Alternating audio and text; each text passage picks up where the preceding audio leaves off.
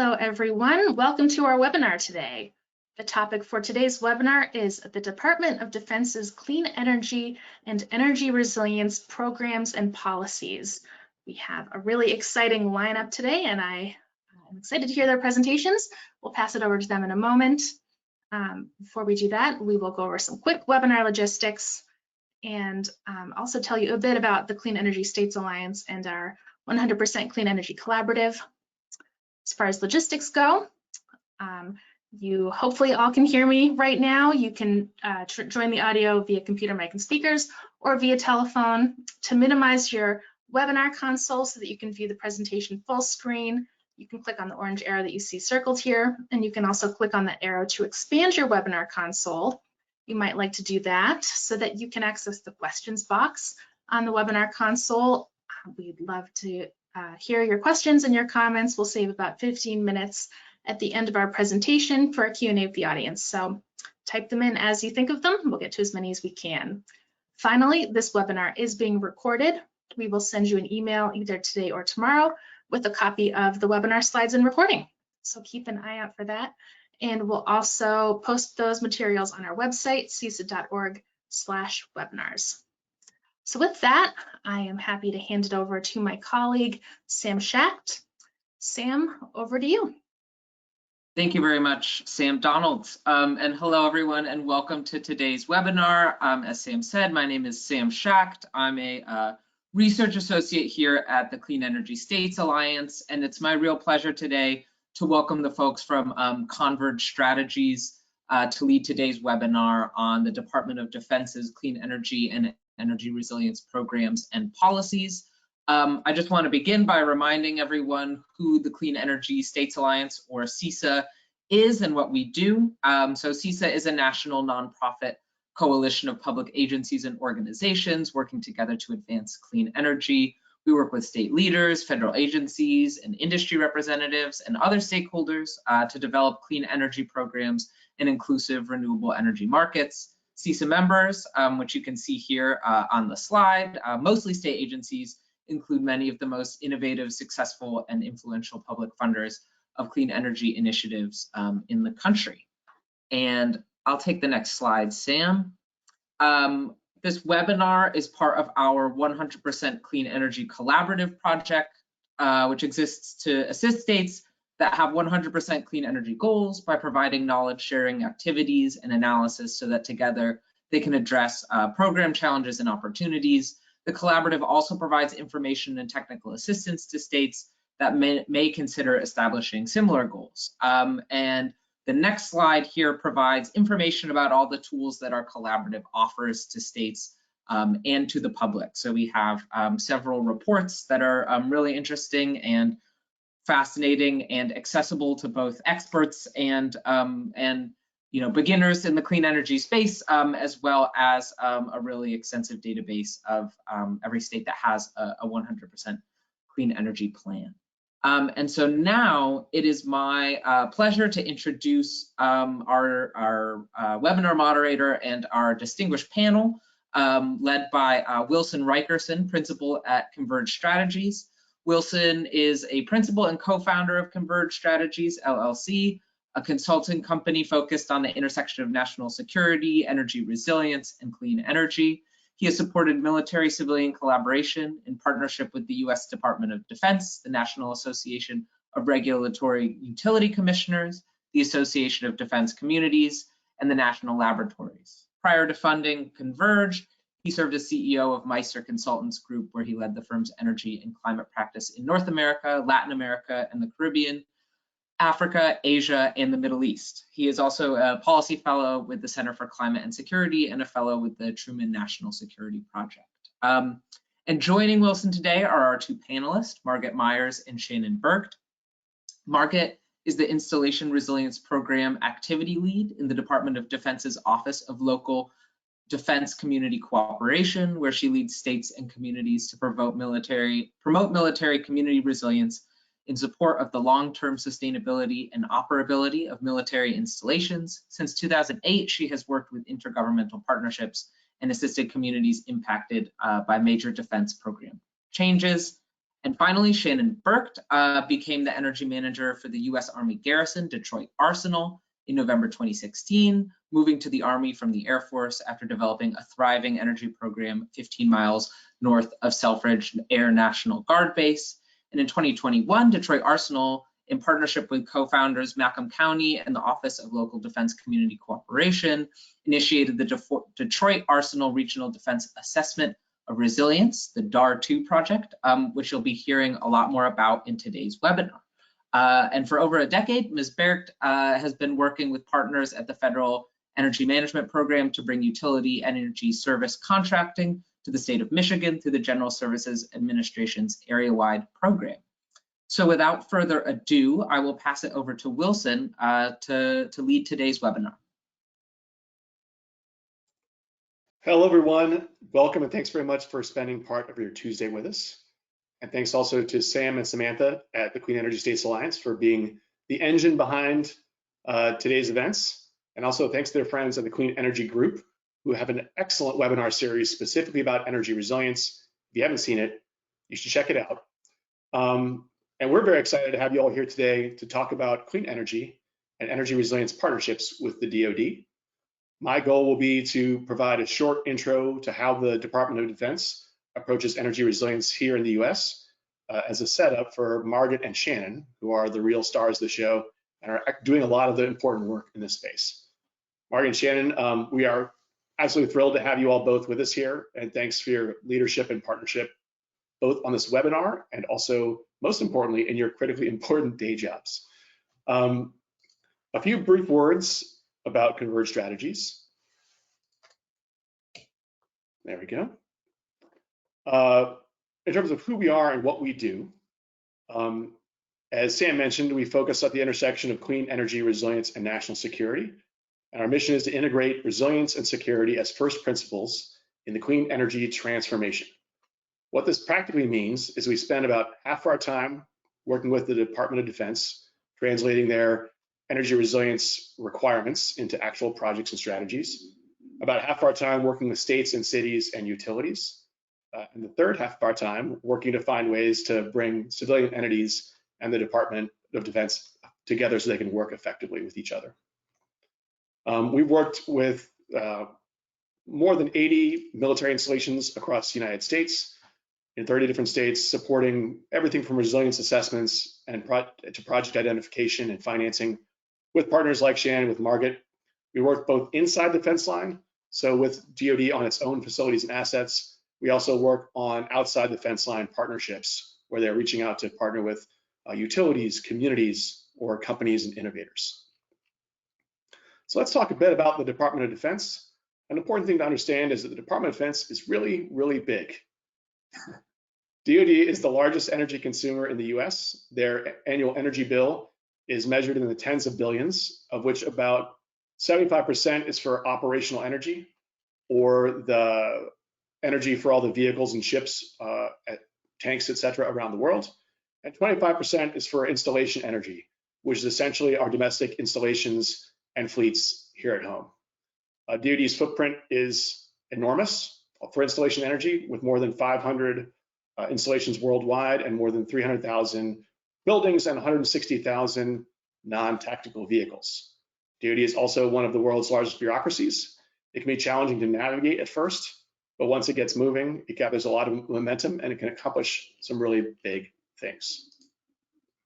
The US military is a globally networked force. Many critical missions, ranging from air missions to intelligence, surveillance, and reconnaissance, to missile defense, to name just a few, operate out of US bases, or at least tied back to US bases. The National Guard also plays a critical role in emergency response at the state and national levels. And active duty personnel may also join in emergency response during disasters if the disasters get bad enough. So our domestic installations play a critical role in our national and homeland security. And energy is one of the things that makes it all work. And many people don't realize that DoD is heavily dependent on commercial utilities. 98% of DoD bases are dependent on the commercial electricity grid, but also they're dependent on the telecommunications, natural gas, and water systems. And these interdependent utilities may fail in cascading and spectacular fashion together. And the way they can pull each other down is often also not very well understood, which is something that Margaret and Shannon have both been working on. Another surprising thing about DoD's energy resilience or energy dependence is that DoD experienced an awful lot of planned outages. There were 3,500 days of unplanned outages in FY21, up from 2,000 the prior year.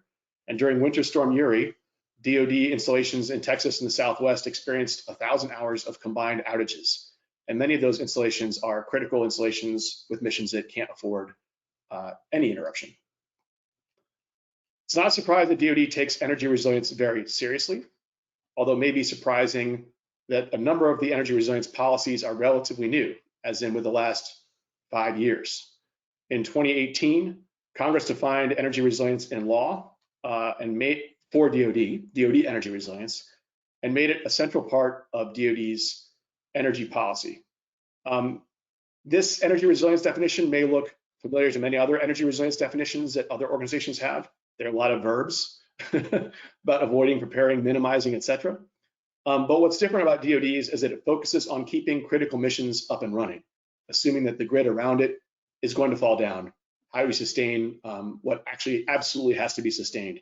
In this way, the sort of definition of resilience from critical facilities out is similar to that perspective increasingly adopted by cities and states looking at the grid and wondering or suspecting that the grid may not be as reliable in the future as it has been in the past, given more extreme weather, the threat of cyber attack and cyber conflict, and also the recent uptick in physical attacks on substations, such as the one that took place in the county surrounding Fort Bragg in North Carolina, for example.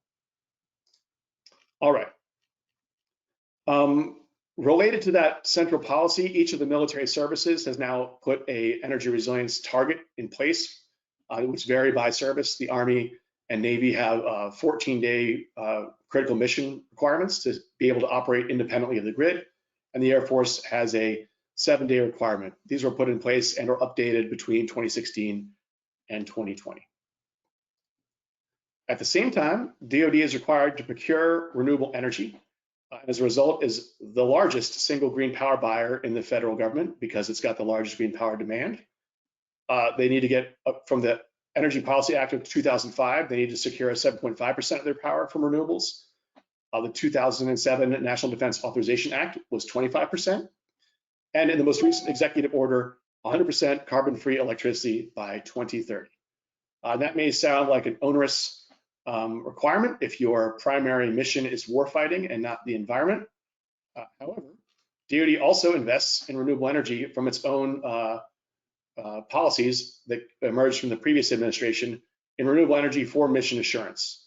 I won't go into these, but there's both an Office of the Secretary of Defense level directive and then more specific instructions that direct the Department of Defense and its components to consider and adopt where possible renewable energy and distributed energy for backup power, mission assurance, and other purposes.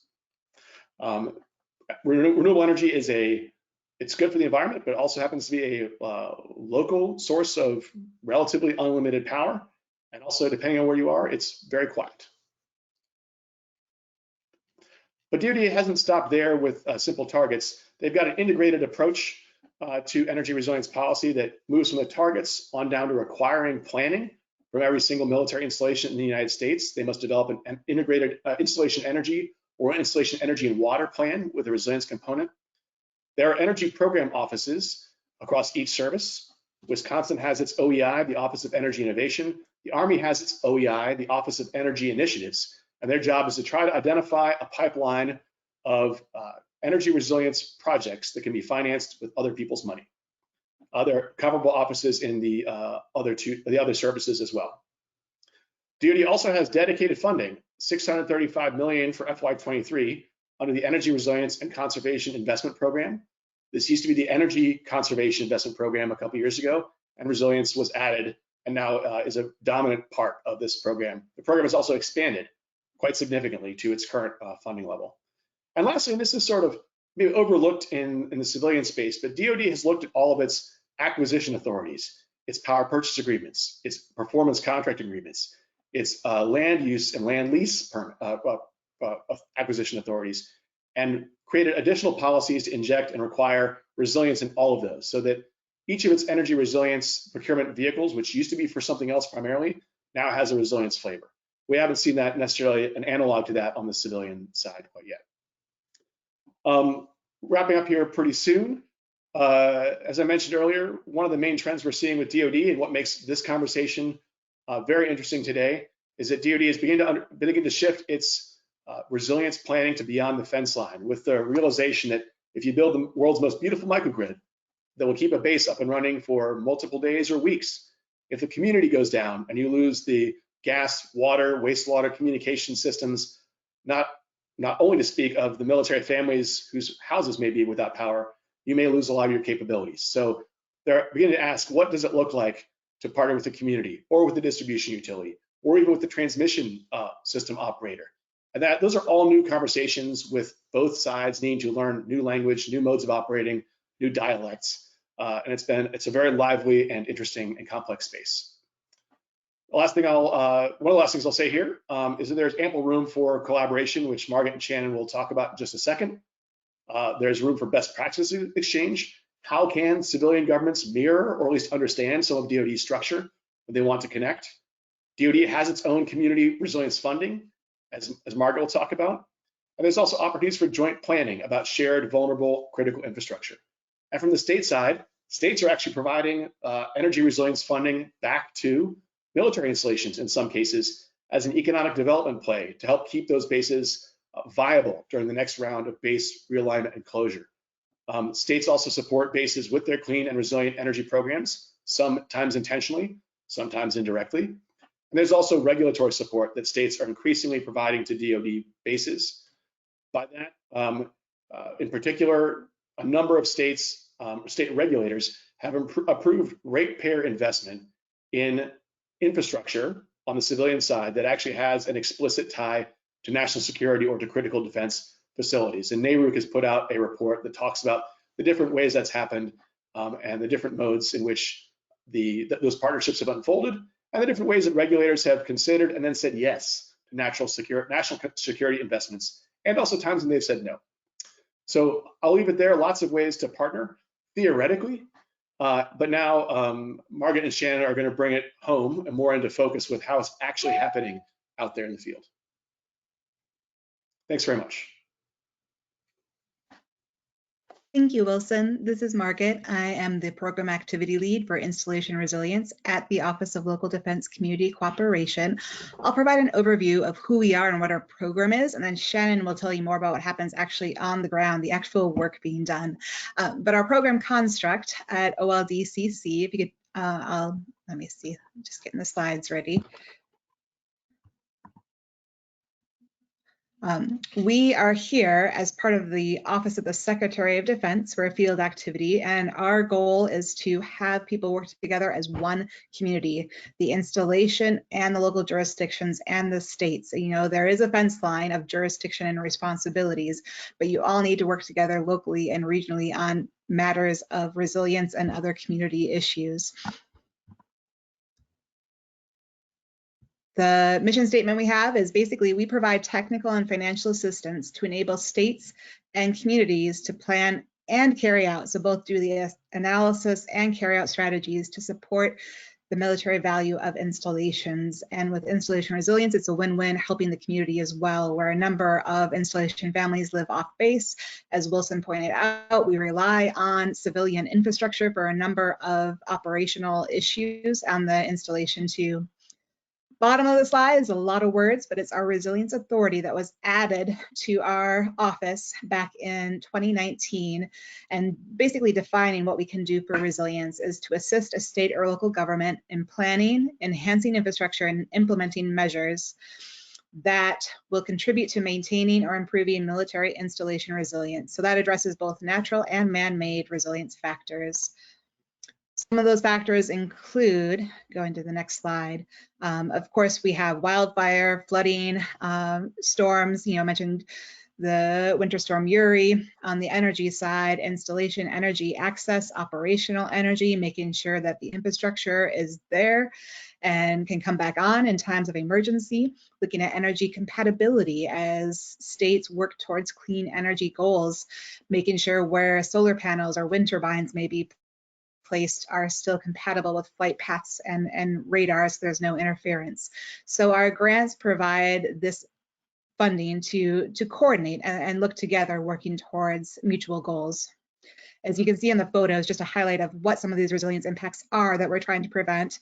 The upper right is looking at Offutt Air Force Base in Nebraska, flooding issues. And of course, flooding can impact energy issues too, where you're trying to get water back on or clearing water out requires energy. We have in the middle Tyndall Air Force Base in Florida, post-hurricane recovery, looking at a reforestation project to help reduce storm surge. And then the bottom right is looking at Camp Pendleton in California, wildfire issues and making sure that we can help prevent wildfire impacts. So what actually is our grant program for installation resilience? It is eligibility-based, non-competitive. Projects can come into us either through an installation commander or through a community inquiry, which is as simple as an email to myself to say, hey, we have this installation resilience issue outside the fence line that is impacting or has the potential to impact the mission or operations of the installation. Can we explore a grant opportunity? Eligible applicants can include state or local governmental entities, including municipal utilities, any type of state or local entity. What it is a planning grant, which means it's non-construction, planning up through design. Looking at typically what we have is a comprehensive resilience review, which looks at, you don't know what you don't know. Here are the resilience factors. Here's what's actually happening on the ground. Here are the vulnerabilities. Who has authority to address those? Coming up with a whole matrix, basically, of the issues and potential actions. We also have a very focused study option too. If you already know the issue, you can look specifically at utility services, how to connect a microgrid at the installation with source of fuel, because if they plan for 7 days or 14 days and they still need fuel after for a long-term extreme event, how will they coordinate with the community? So it can be either holistic, comprehensive review or a focused study on a specific resilience issue. Both of those culminate in an action plan. That's why we have the grants on the community side. Who are the decision makers? Who are the policy makers? Having them drive the process so we can come up with an actionable solution. We provide technical and financial assistance to carry out implementation recommendations. So typically if we have that first grant doing the analysis, coming up with an action plan, the entity can come back to us to request further funding to help do design work, feasibility studies, any other technical information that may be needed to help implement that plan. So wanted to outline here the roles, like what do you actually do if you become a part of this installation resilience program? If a grant is awarded, the installation itself needs to support the nomination, represent installation interests in providing technical and overarching leadership, like the installation commander as an ex officio non-voting member. Again, this is a community-driven process, but having them be represented to show the support of the installation when you're working with a city manager or county council member. And most importantly, provide releasable data. We're not expecting sensitive information from on installation, but each installation does have their energy plans. They do have resilience plans. What can be publicly releasable to have the community crosswalk that with their efforts and see where the gaps and vulnerabilities are. The community, we need one fiscal agent to be the grantee. There are a number of stakeholders, and so the fiscal agent will convene all the stakeholders at the county, regional, state level that may be needed to help work these issues. There is a 10% non-federal share requirement. It can be in kind through staff time and other sources. And then ultimately, we want that entity to implement recommendations. They're the ones that come up with the recommendations, and so hopefully those recommendations are their short-term priorities. Here's what we want to pursue. We at OLDCC confirm the need for assistance. As I said, we're eligibility based. We have to work through our general counsel to say, here's the installation need. We want to invite for a grant application to help address this need. We can provide guidance throughout the whole life cycle of the project, connecting you with resources within DoD or externally with federal or other state or local peer exchange. And then we're here to help with communication between the local jurisdiction and installation if there's any disconnects. You can see our model is basically organize first to get the stakeholders together, do the planning and analysis, and then implement, carrying out the actions. And all throughout is communication. A lot of our grants provide that time and space for a facilitator to help with that installation and community coordination. Here's an example of one of our projects that I thought may be interesting for everybody working towards clean energy goals. Of course, California and Oregon have very progressive goals in increasing demand for clean energy. And that is creating more need within the existing commercial scale transmission infrastructure that happens to be in Central and Southern California in the San Diego area up towards Los Angeles, where a lot of military training routes are, and it's kind of we call it a congested area. There's lots of people using the same space, offshore and onshore. And so what we're trying to do with this grant that we funded to the California Energy Commission is to assess compatible energy siting within the boundaries of south of Coos Bay, Oregon to Mendocino, California, where there isn't a lot of incompatibility between the mission and other private and state uses of the airspace and land space. So looking at detailed scenarios for the different levels of potential offshore wind development and coming up with those different models and feasibility to help show and generate interest in trying to get that transmission built up there to lessen the congestion in Southern California. So that's just one of our examples of coordination to make sure that, and not stopping clean energy, but making sure it's compatible with installations who also have their own clean energy goals too. And then we also have another program. I can't speak much to it because it's a competitive program, our Defense Community Infrastructure Pilot Program. It's the construction program, if you're familiar with us, where it actually funds community infrastructure in support of military installation. We currently have a notice of funding opportunity that is out due June 23rd. I provided the link there. I think the slides will be sent out. You can also go to our website, oldcc.gov, and that provides the parameters for what this program is. An example of what's been funded in the past is in Alaska, Joint Base Elmendorf-Richardson. So again, this is off-base supporting installation, so it's community driven. We provided $5.3 million to the municipality of Anchorage in support of the installation to undertake a total of a $7.6 million project for a new Port of Alaska microgrid to provide energy resilience for the region.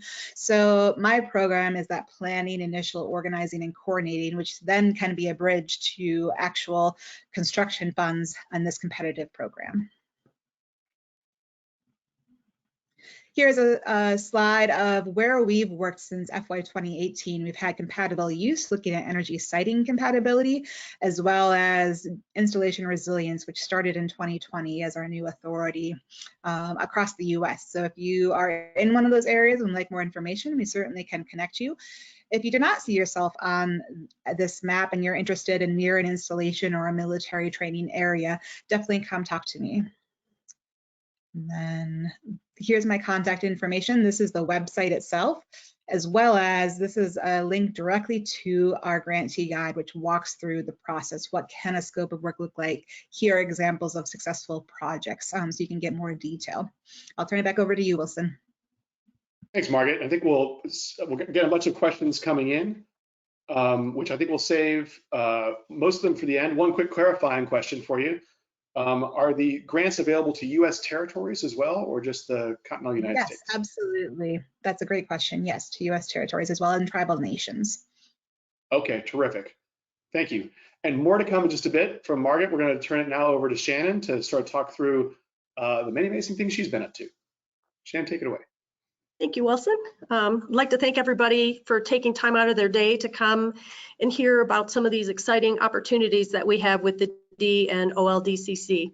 My name is Shannon Bird. I'm the energy manager at U.S. Army Garrison Detroit Arsenal, and we have been working for many years now with some of our community partners to work on some of the energy resilience issues that we're facing both on and off the installation that impact our installation energy resilience, our defense manufacturing capabilities, and national energy security. So I'm going to kind of widen the aperture a little bit and talk about what's in Detroit. So for folks who aren't familiar with Detroit, there are two military installations, Selfridge Air National Guard Base and the Detroit Arsenal. But there's a lot of other things that happen in Detroit as well. 65% of Detroit defense contracts are sourced out within Michigan. There are over 100,000 defense corridor, aerospace, and defense sector employees that are located in the region. 37% of military vehicle production happens inside Michigan. That's the highest in the country. 1.7 million trucks rolled off of our assembly lines in the region. And from a utility and resources perspective, in Detroit, we're located on the St. Lawrence Seaway. 84% of North America's surface freshwater supply is located in our backyard, 21% of the world's freshwater. In terms of natural gas underground storage, we have 1/8 of the country's natural gas underground storage located in our region, 1.1 trillion cubic feet, and about 40% of US trade with Canada passes through our 3 borders located within our region. So we're more than just installations, we're also other things that have a big impact to the DoD as a whole. So back in 2017, we had a polar vortex in the region that impacted our ability to execute our mission on the installation. And during that polar vortex, what we also learned was there was a pretty significant interdependency between our natural gas system and our electric system, and really understood that there could be a significant impact, not just to the installation, but to our military service members who live off the base and to our defense manufacturing capabilities outside the fence line. And so what we did as part of our installation energy planning was we needed to understand what was going on outside the fence line.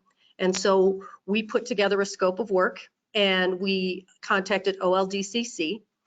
And we talked to them about putting together the Detroit Arsenal Regional Defense Assessment of Resilience, or DARE-2.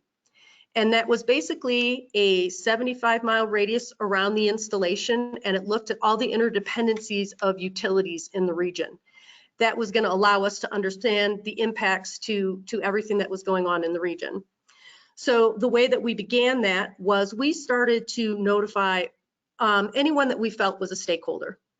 And we did not limit that to just federal partners. So we contacted the Michigan Public Service Commission. We contacted the utilities. We contacted the Department of Homeland Security, Transportation Security Administration, telecommunications partners, AT&T, Comcast.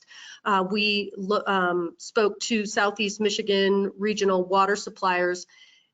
There was a large group of people that we contacted to kind of start going through this collaborative effort to determine what our true risks were. We knew that there were risks, but we didn't know what we didn't know. So what we did is we put together a workshop and we got all of the key stakeholders involved, and we started to discuss what that looked like. And also during that, we did an energy model simulation. And then after we went through the workshop and we developed some plans of action and had a report, we came up with some after action items. So I spoke to the fact that there was a fairly significant group of people that we had as stakeholders. This is just a quick rundown of some of the stakeholders that were engaged in the first DARE-2 phase. As part of our analysis, we worked with Idaho National Labs, and we took publicly available information and we did a regional analysis, and we chose 2 scenarios. We chose a polar vortex because we had already gone through that in the region. We had experienced that when the rate compressor station caught on fire and forced the region to go into curtailment mode.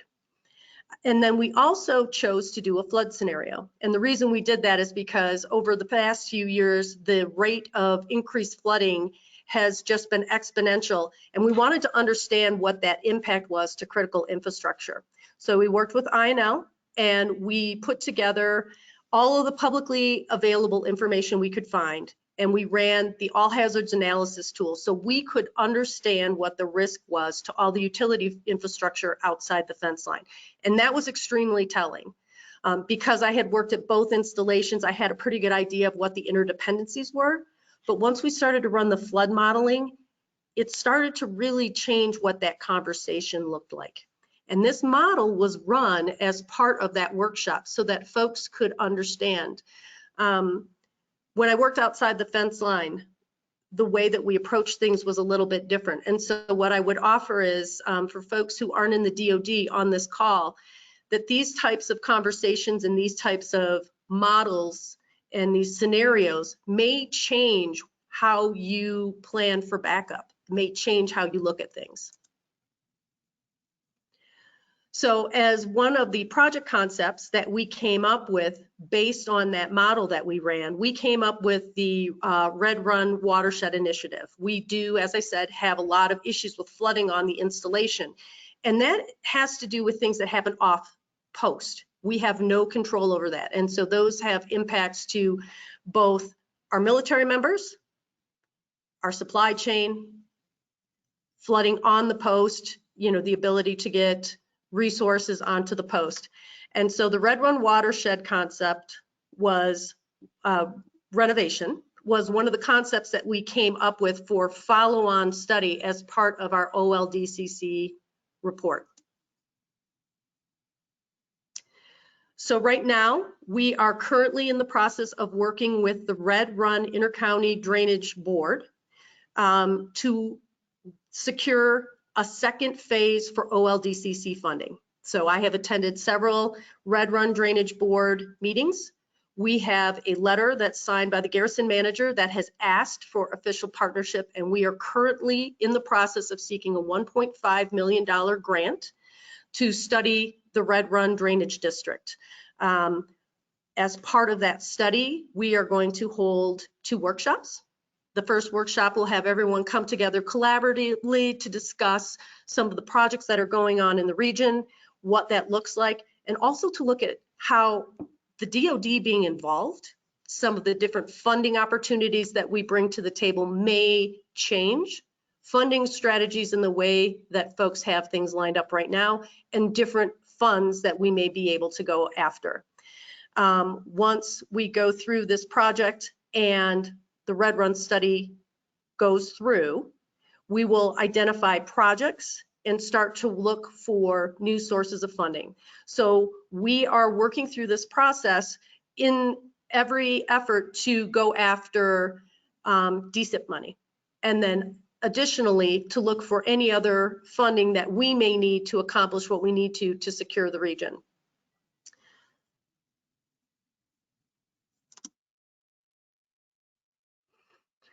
So this is the bottom line up front. The military likes to discuss that. So the last slide that we gave to the the Red Run Intercounty Drain Board was that we are looking to partner with them. It's a multi-year effort. 90% of our funding is going to be coming from OLDCC. We requested a 10% match from our community partners. So that's the Red Run Intercounty Drainage District. Funding and who has authority over water in certain areas in Michigan is very complicated. And so it took a little bit of time for us to figure out who the right partner was. The first DARE 2 study that we did through Macomb County. That was the perfect partner for that. We're situated in Macomb County, and so they were a wonderful community partner. We have 2 military installations there. And as the follow-on, that was the first group of folks that we started to talk to. But what we quickly realized in talking with our county partners was there were other people we needed to bring into the mix. And so through that collaborative process with our first set of partners, we determined that the Red Run Intercounty Drain was going to be the best board or non-federal entity to go through for this second study. So the H&H study, that's the hydrology and the hydraulic study, will show current and future red run intercounty drain conditions, regional energy resilience risks, and then opportunities for us to make improvements. Not just shovel in the ground, but are there other strategies that we can do from a land use planning perspective? Are there things that our community planners can do differently? Are there things that some of our other partners can do? So we're really trying to, push the envelope on this to see if there's other ways that we can tackle this issue, and not just through construction. The workshop creates an opportunity for our regional stakeholders to identify projects for DSIP funding and other federal infrastructure funding. And it provides our key stakeholders for an opportunity to have an expanded view of threats and opportunities. So when we ran our AHA simulation the first time, there were many people who did not understand the threat to their utility infrastructure posed by floods. We're looking for holistic project integration. We found in the DARE 2 project that we came up with much better project concepts because we had a group of people with a wide lens. And then it also is going to allow us to prioritize all of the funding opportunities available to everyone. And so we're hoping that by working with this large group of people, we come up with better funding strategies. We've got better opportunities to tackle this, because this is absolutely going to be something that we as a community and we as a region need to tackle. This is not just specific to the DoD. So with that, Wilson, I will turn it back over to you for questions. Wonderful. Thank you very much, Shannon and Margaret. I really love how these case studies are hanging together. On Margaret's side, we had the example of Joint Base Elmendorf-Richardson, which started out with the Air Force's rigor process to identify shared vulnerabilities and shared projects, and then moved on to a DSIP funding to actually get the microgrid built. Or how Shannon, who started inside the fence line actually with the Military Energy Resilience Catalyst Program before moving on to DARE 2, and then also onto a DSIP project with a really interesting take on almost climate resilience for energy resilience as these worlds blend together. So thank you so much again, both for your really cutting edge work and leadership on this, and also for being here today.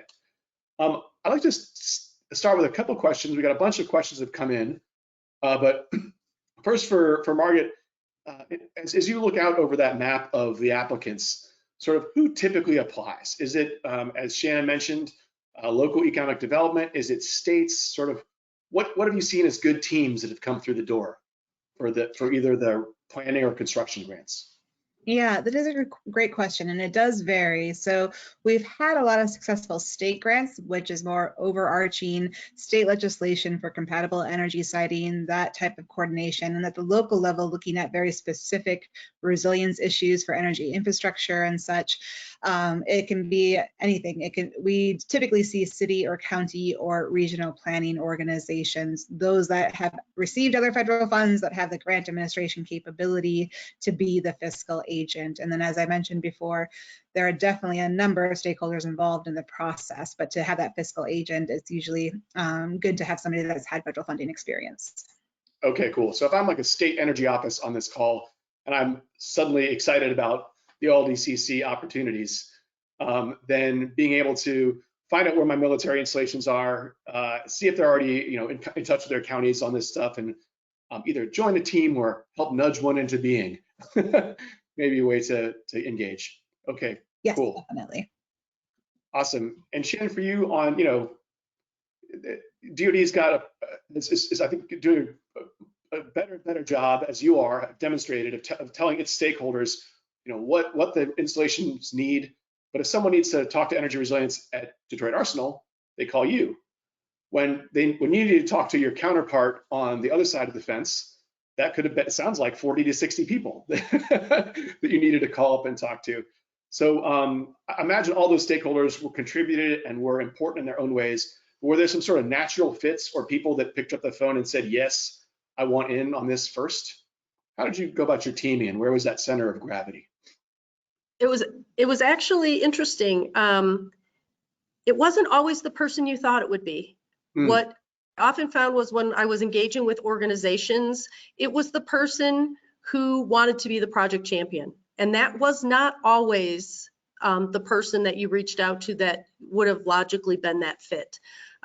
There are some folks that we worked out with the Great Lakes Regional Water Authority who were probably my peers, just program management, and she was wonderful in helping us navigate that system. Some of the folks at Homeland Security or Transportation Security Administration, they weren't necessarily the people that you would have thought, but they were people who took such a vested interest in making sure that you were able to find the right people, and they kept the whole concept moving through their chain. And that's probably one of the most important things, is to identify who the project champion is within that organization and really work collaboratively with them to make sure that your project is moving forward. Great. I'll add to that, Wilson, because Shannon, you're absolutely right. As you mentioned earlier, you started with Macomb County, but you realized it's a much larger regional effort, and there's so many stakeholders. It's a fluid, evolving situation. As you start your coordination, you learn, oh, you need to talk to so-and-so, or have you looked at their efforts? Our goal for our grants are not to create a standalone report. It does have to relate to installation resilience, but should be a part of existing efforts and leveraging all of those different existing efforts and stakeholders. And so it takes a while to discover all the connections. And speaking of connections, actually, Shannon, I'm not sure the degree you can share about some of the connections between critical infrastructures that really motivated people to pay attention in ways that maybe they hadn't previously been as alert. But were there any particular surprises from the all hazards analysis modeling that really caught people's attention? Yes, definitely. I would say when we ran the flood simulations, there are a lot of things that people don't understand. And it really forced people to take a step back and rethink their whole position on whether or not they were, what their energy resilience looked like. Were they properly backed up? And again, in this second phase, having conversations with the folks at the intercounty drain boards and having conversations about, well, what if this happens, or what if that happens, or what if this goes down? It's having the uncomfortable conversations while we're what we refer to as left of boom. It's better to have these conversations before it happens instead of after. Thanks, Shannon. And Marta, from your your overarching view of the programs that on the resilience planning side, both the Installation Resilience Program and DSIP are relatively new, but they're certainly are now well established. Have you observed any sort of particular evolutions, particularly in energy or climate resilience, in terms of the applications that are inbound or the work that folks are proposing to do? Yeah, so as you mentioned, they are both relatively new. I can speak more to installation resilience, where we started in 2020. That was during the pandemic. And so there have been a lot of iterative developments with the first grantees where they've had time extensions, and we've gotten a lot of lessons learned. Moving forward, we thought there'd be a lot more initial comprehensive reviews for resilience factors like the all hazards analysis. We are getting very specific requests too on designs or feasibility studies of utilities. And that's great to see too, where they've already done the initial analysis as well as partner coordination to come in and take that next action step. Great. So and DSIP, of course, I will say with DSIP, it has changed as well. Congress changed the priorities of the focus area. So the first year of DSIP was quality of life. And now in this current competition, the priority is military value, secondarily installation resilience, and then quality of life. So a lot of installation resilience projects do contribute to military value. So we're seeing a lot more of those. Could you spend a couple seconds just broadly on military value, like the different things that fall into that bucket maybe? I will refer to the notice of funding opportunities, sorry, since we have an open competition. That understood and appreciated. And Shannon, also think about evolution as you've sort of moved through more broadly out into the region. How is sort of that conversation with the stakeholders evolved? Whether it's any way you feel like it, state agencies or utilities, how's it sort of changing? Well, I think as we see more extreme weather shifts the value in what we're trying to do here is really hitting home.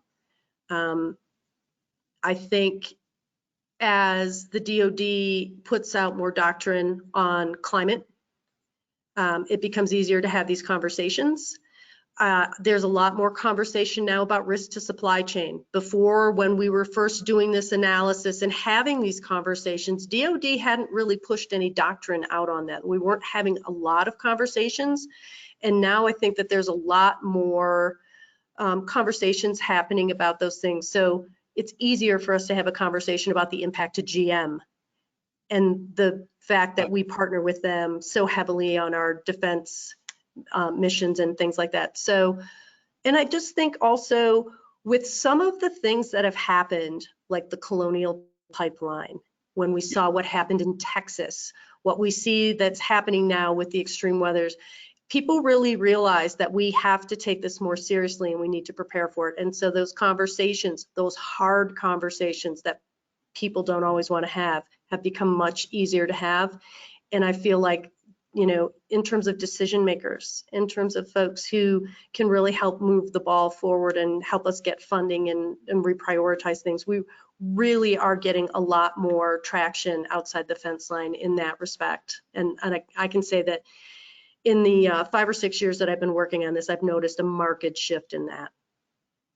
And Wilson, then I'll add to that, kind of tying back to your first question. What we have seen this year, we are currently pushing for tabletop exercises. Going to what Shannon said, more people are willing to discuss this as there's more and more extreme events that happen and longer durations. So we understand installations do tabletop exercises, communities have their own standard operating procedures. Our goal is to do in real time, have them both run through and coordinate, and where the disconnects and gaps to actually, you have it on paper, but what actually happens during an energy outage or flooding or what have you. And so that is something we are encouraging to be built into the applications to then work on solutions. Oh, that's really interesting. So in other words, if you're going to be running an energy resilience tabletop exercise or an energy resilience readiness exercise on the military side, as recommended by, you know, Secretary of Defense, and on the community side, there is a planned emergency management exercise or required emergency management exercise. How can those sort of, have you done the work to think about when those things come together? Yes. How do you, okay, that's great. Yeah, it actually makes, we got a question come in that makes me think about sort of tracing that, the wheel of stakeholders. As DoD looks out, there will certainly, as Shannon mentioned, be the Homeland Security tie-in, the emergency management agencies at various levels of government that tie in. But we're also dealing with clean energy stakeholders, not just because DoD has those targets, and this is a Clean Energy States Alliance call, but also because increasingly in the systems in which DoD is operating and working, there's a larger share of renewable energy, and those are the assets that we have to work with. There is, and you also spoke about resourcing, certainly DSIP and the programs you all mentioned, but there's also the bipartisan infrastructure law and the Inflation Reduction Act. I think a lot of us are playing catch up with the many implications that the new resources could have.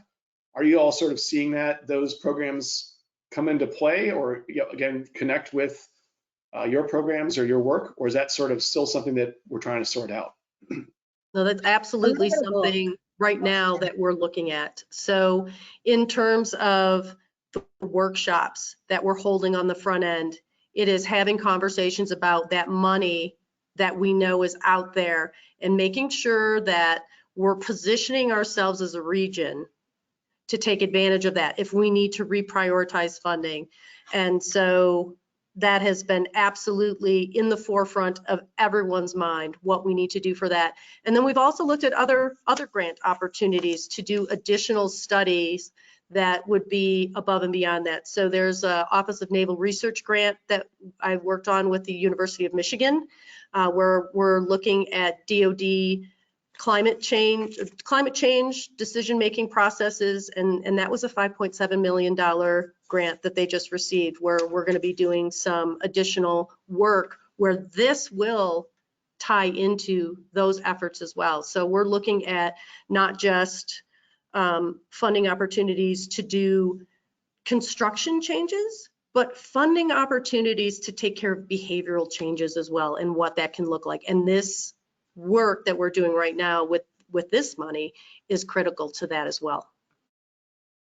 Mara, I saw you jump in. On our side, Go for it. for the planning grants, we've seen, those are potential funding opportunities, as Shannon outlined, when we do more of the initial comprehensive reviews. For the more targeted ones, they're coming to us because they may have state or federal funding lined up for construction, but they don't have it for design, and so they can come to us for that planning and design part to then tap into those other resources you mentioned, Wilson. Great. Thank you both. And referring back, we were just talking about exercises, and one of our colleagues wrote in about our stress tests being performed on DoD energy infrastructure. That was the sort of shorthand we were having a second ago about exercises. One of our colleagues, Alex Pena, and our friends at the MIT Lincoln Laboratory have developed both processes for energy resilience tabletop exercises, but then also Black Start exercises where folks are physically pulling the plug on bases and turning them off without really telling anybody to see what's connected to what. And that is a real good / very unnerving way to find out what your systems are connected to. And I think I tried to put a response in the question linking to the Office of the Secretary of Defense page that details some of those exercises. So we're about 4 minutes out here. I'm going to see if there are any other questions coming in from the ether to our assembled guests and participants. All right. I guess lastly, for both of you all to end on, any sort of words of wisdom for folks that may want, last words of wisdom for folks that may want to try to partner with either DoD writ large or specific installations? I will say for our grants, a lot of communities come in already having existing relationships, which is really great to hear. But our coordination efforts help formalize those. So, communities and elected officials, as well as installation commanders, people turn over every several years. And so having this formalized process in place is so important for the sustaining effect of it to make sure that there's coordination on clean energy. Fantastic. Thanks, Margaret. Shannon, any final thoughts or words of wisdom? I would just offer to communities outside the fence line to kind of widen your aperture a little bit. I think sometimes folks have a specific idea of what military energy resilience looks like. And I think that in the Detroit region, we are a prime example of the fact that our military energy resilience is also very dependent on our defense corridor partnerships, and then also our national energy security on other things that are located in the region. And so to just offer to folks to really open your aperture up a little bit, widen the lens when you're starting to look for these, impacts to different communities and things that there may be other things that your project also has a positive benefit for, and to make sure that you're really taking advantage of all of those when you're looking at these opportunities. Terrific. Well, we're almost at time here. I see Sam popping in. Sam, I just want to say thank you to both of you all. This has been a long time in planning, and we had high expectations, and it has been as awesome as we thought. So thank you very much to both of y'all for being with us today. Sam, back to you. Yes, and Wilson, thank you for saying that. And I just wanted to extend the thank you to you and Converge as well for taking the lead on this webinar and bringing a topic that I think is a little bit newer to our audience to their attention. So thank you both for your leadership, and also to our panelists for their really thoughtful presentations and great thoughtful answers to the questions in the comments. And with that will wrap up today's webinar. As Samantha Donalds mentioned at the beginning, there will be a recording of this webinar put up in the next couple days if you came in late, or for folks who maybe you want to share the content of the webinar with. So please don't hesitate to do that once that recording is up.